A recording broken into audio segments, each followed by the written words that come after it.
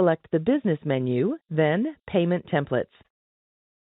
Select the corresponding transaction type within the New Payment drop-down menu.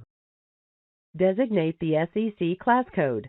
This will not apply to payroll since it is automatically assigned a PPD class code. Select the corresponding subsidiary in the From or To drop-down menu.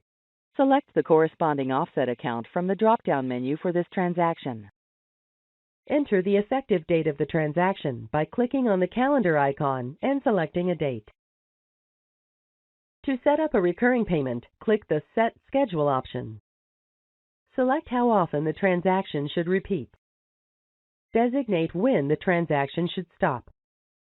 Either select On or Before Date and designate the stop date, enter the number desired of recurrences, or select Forever until I cancel.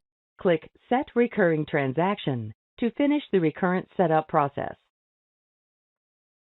If the recipient already exists, select the corresponding recipient from the drop-down menu and then enter the desired transaction amount.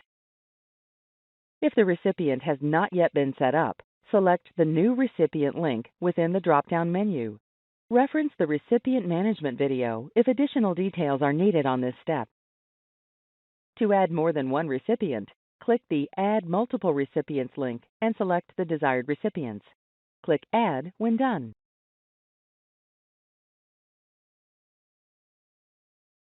Review the details on the screen for accuracy and select Approve if authorized.